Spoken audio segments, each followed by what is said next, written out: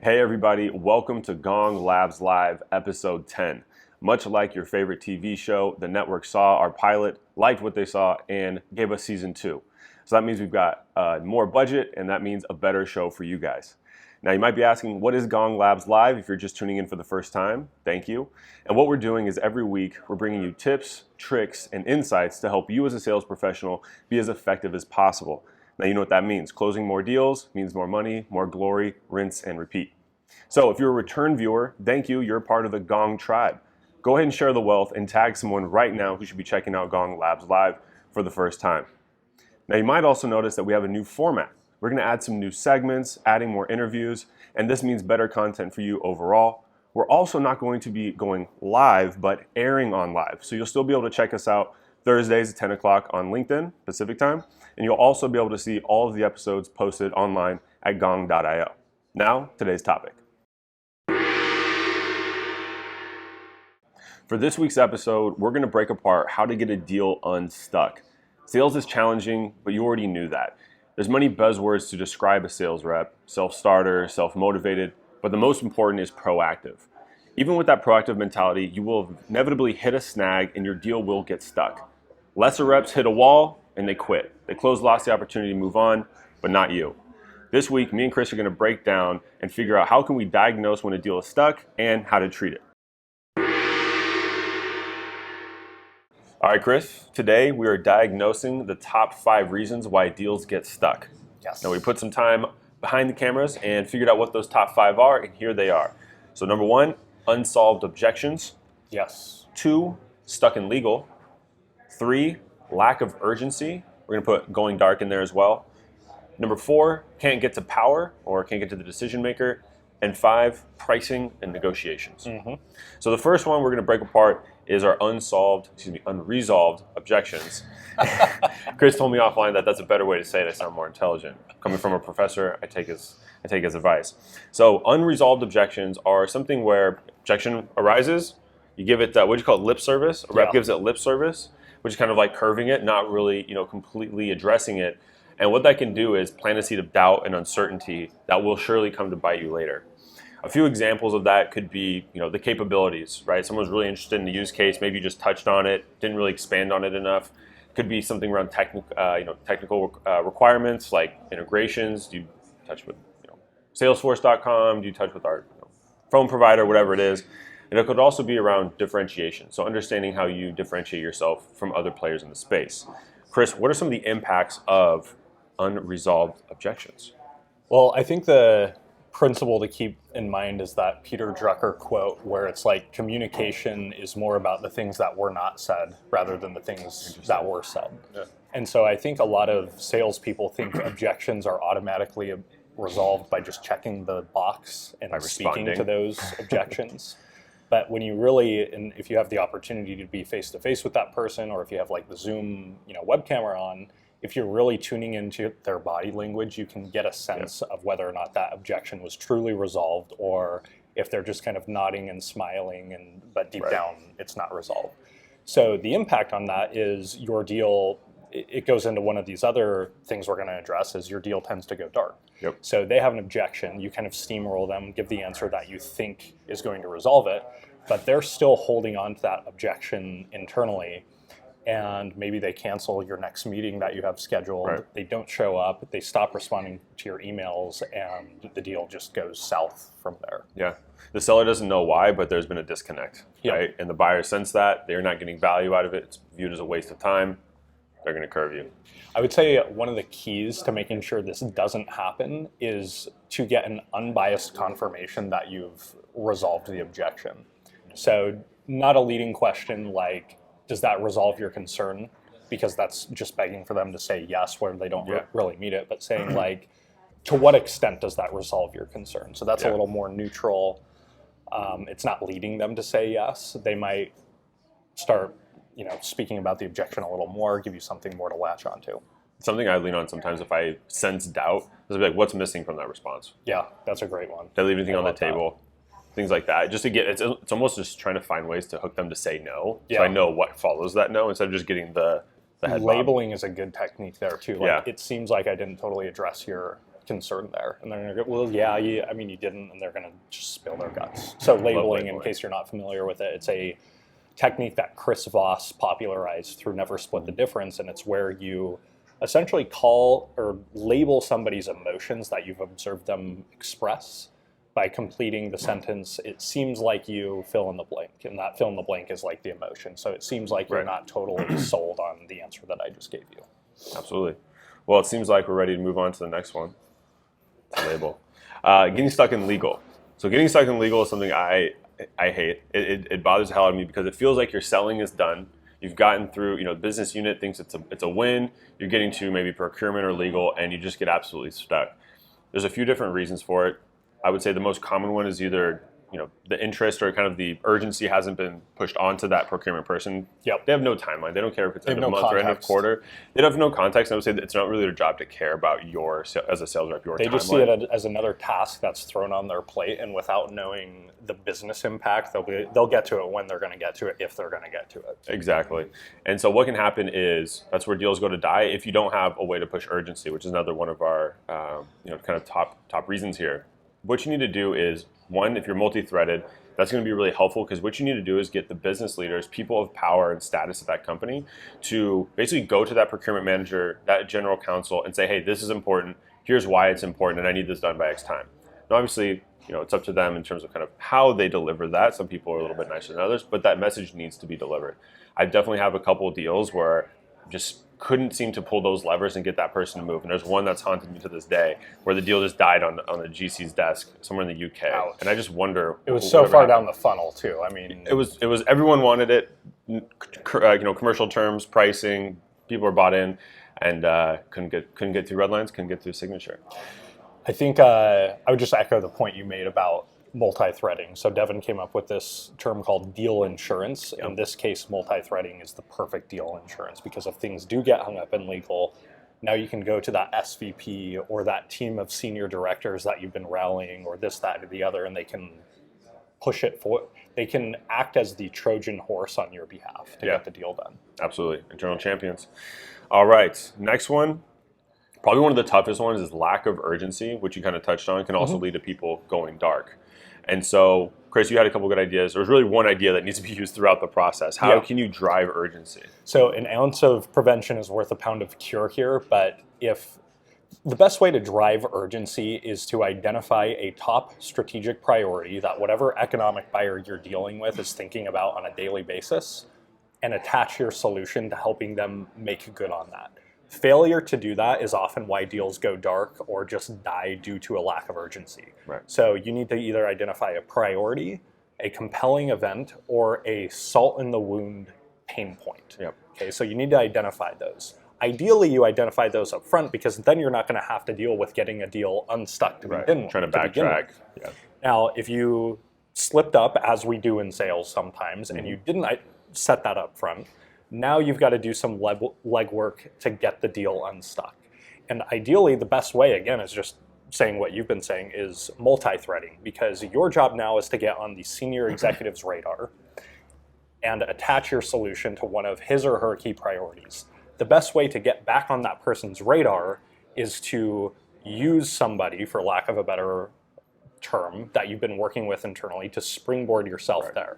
So this could be an internal champion. Again, these are people you've been multi-threading with. So that's what I would say about making sure, first of all, you have urgency at the beginning of your deals to begin with, but if you don't, here's how to inject urgency.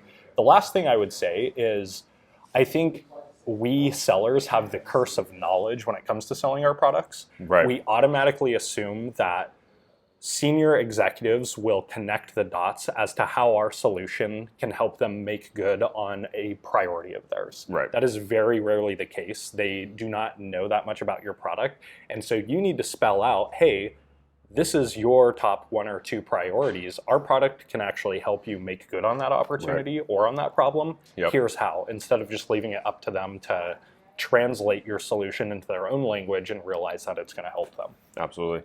And I've definitely done that before. It's easier to do it up front and learn what that business pain is and sell to it instead of getting kind of late in what you think is late in your funnel as a sales rep. But really to them, they might be high level. To them, they've taken a demo. Yeah, they're talking to the sales rep, but they're not in an evaluation mode. Yeah. But we misread that sometimes as salespeople. Perfect example. We have a customer, senior vice president of sales, who owns 2 different types of sales organizations at the same time.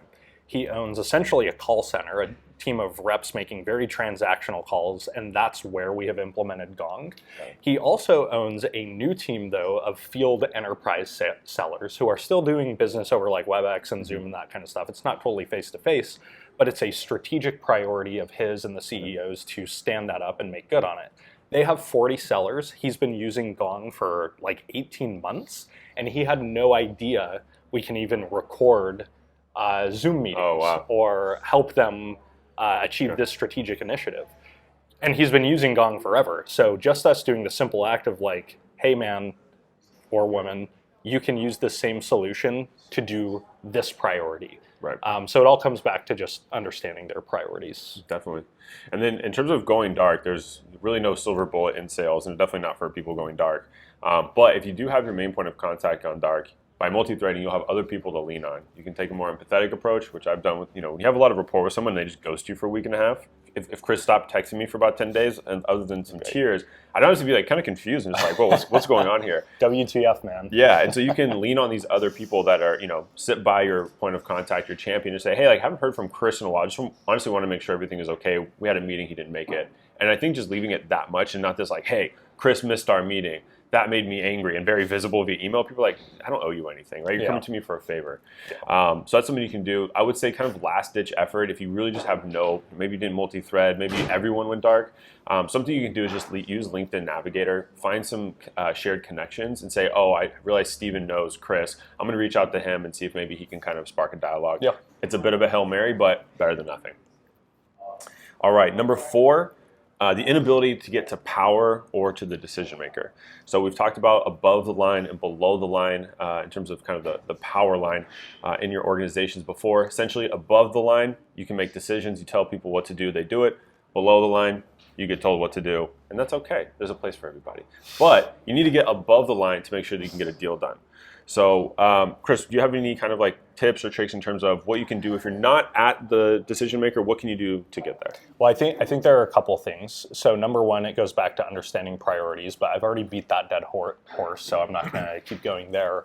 One of the most important pieces of messaging advice I've gotten in my career is you get punted up or down in the organization to the person you sound like. So, and it goes both ways. If you're talking to a senior executive and you're talking about really tactical things, she's going to be like, great, you sound like my middle manager, go talk to that person. On the flip side of the coin, and this doesn't happen all the time, I don't want to oversell it, but if you're talking to like a middle manager and you sound like an executive, as long as you're also attached to the priorities of the executive you're trying to get punted up to, that person's going to be like, this person's actually really impressive. They sound like my boss. They're talking about what my boss talks about, and they're much more likely in that case to actually introduce you to their boss. Yeah, absolutely. And I would say a good way you can do that too, I think it's from Sandler. I've read so many methodologies, I get them confused sometimes, but the upfront contract, that's a big Sandler thing, right? Yeah. So something you can do too is if you know, like, hey, I'm going to set up a demo with a middle manager. If you know the next step for you as a seller is to get up the ladder, then just use an upfront contract. Hey, Chris, we're going to walk through Gong's platform today. Assuming we can do X, Y, and Z, the next best step is to introduce me to Sarah, who's your VP of sales. Is that okay with you? Yeah. I'm going to, without saying it this abrasively, but I'm about to invest a chunk of my time, so I need to know that this is going to be time well spent. Yeah, absolutely. And there's nothing wrong with that, but because as well as now they're going through the demo or whatever that meeting is, and at the end of it, they feel that they've gotten value. They already know, you've already planted that seed. They have that expectation is, okay, well, hey, Devin did good on his part. I'm going to do good on my part and take him to the VP. And something else that I was thinking of too that you touched on, Chris, was you need to show value in that interaction, because if you're going to take me to your VP, you need to trust me that I'm going to make you look good to that person. And so that's why it's also really, I know we talk about all the time, like making sure what those business pains are, but also just doing it in a tactful and very mindful manner of, hey, I'm going to get. We're just going to put it in the air. It's not going to be an elephant in the room. You know where I'm headed, and we can get there together. Exactly. last one, as all deals and as the episode will end, with pricing and negotiation. So Chris, reps get stuck all the time. There's discounting, there's negotiations, there's some things in between. What do you think are some of the kind of the big errors that reps are making that get them in this hole of, I need help? I think we could unpack the pricing and negotiation one to the point where it's its own episode. Sure. One of the things I've noticed is getting the buyer over the hump of pricing is about getting them through an emotional hurdle. Absolutely. So they need to be convinced themselves that they are getting the best deal possible. And if you keep giving them spurts of discounts, all you're doing is stoking the fire that I haven't hit the bottom yet. I'm going to keep going, because they're not going to stop. They're incentivized to not stop until they have hit the bottom. They are stewards of their company's fiscal resources. Yep, absolutely. And so if you continue to hand out objection or discount after discount, and I'm not necessarily saying don't ever discount, but if you do it in a habitual, unintelligent way, you're training them to continue to grind you down on price. So that's the first thing I would say. What you got? I would say that's definitely a part of it. There's the Chris Voss book. I can't recommend enough. It's amazing for this. And even if you're not just selling, if you're just going for like salary, there's things you can use in there to negotiate. I think that's a big one, is also just not necessarily always leading first. Now, sometimes it's kind of the whoever speaks first loses type scenario. But what a lot of people do is like pricing gets brought up. I think the first thing people do is they say their pricing and then they defend it really quickly, which just opens the door to like, what else do you have behind the curtain that I can have? Yeah, exactly. And then the other one is they don't really have an end game as a seller, right? So you kind of know what like your floor is for like your manager's approval or something like that. Yeah. But I think a lot of times they just kind of get into this who can go lower until someone stops type scenario. It's a dance. And you need to have a baseline. You need to have a reason why that you can't go below that. And obviously don't start with your floor. A lot of people do that for unfortunate reasons. Yeah. But like you kind of said, it's like being mindful and knowing like, hey, when I go into this negotiation dance, I have a plan. I know what I can and can't do. And you can kind of give and take mindfully. Yeah. One of the great, like, just kind of tactical tips that I've learned through one of my mentors is called price anchoring. Yep. And it's where before you give your number, before you're about to reveal your price, you make sure you're talking about something that involves really high numbers. Mm-hmm. So that could be, open the world up to possibilities as to what that could be. But an example is, let's say you're selling a $50,000 price tag product to a sales organization who has an average deal size themselves of $100,000. Right. They ask you price, and you're going to have to wordsmith a little bit to make it sound conversational. But you ask, "What's your average deal size?" And they say $100,000. And now, when you drop ours costs $50,000, they have that frame of reference. Absolutely. I've actually heard research studies. This is kind of fuzzy. My memory's fuzzy on this. But I've heard of research studies where you could be talking about something completely unrelated at the beginning of a conversation, as long as it involves a big number, like, did you hear about the lottery winner who won $18 million? And then 5 minutes later, when you get into a pricing negotiation, they are anchored to some extent, like subconsciously, just from that big number. I could see that. Totally unrelated, but because like at some point within recency, you guys talked about really big numbers, and now you're talking about $50,000. It's put into that frame of reference. All right, well, if you're listening to this, try this out in your small talk. Bring up the recent lottery winner, see if that helps with your pricing later on. Anything else you want to leave them with before we head out? No, right. I've said everything I need to. Nothing to add. Fantastic. Well, those are 5 different ways you can help get a deal unstuck. We're now going to head over to Gabby in the commission corner. What's up, Gong Tribe? In this week's Commission Corner, we're giving away one of our classic Gong t-shirts featuring the one and only Professor Orlob. To know the story behind Professor Orlob and how he got his job, you should ask the real Professor Chris Orlob. It's a good one. We're also giving away baby onesies if you're trying to land and expand one of your deals. So in order to win one of these, comment in the comment section with your best story of how you got a deal unstuck, and I will select a winner. That's it for the show this week. Hope you enjoyed it. But before we go, check out the sales meme of the week, brought to you by Nicolette at Gong BDR. When the prospect ignores all your follow-up, so you host a funeral for your deal because it must be dead. To have your meme featured on next week's episode, go ahead and submit your meme to gonglabs@gong.io. We'll check out the best and we'll have it featured. See you next week.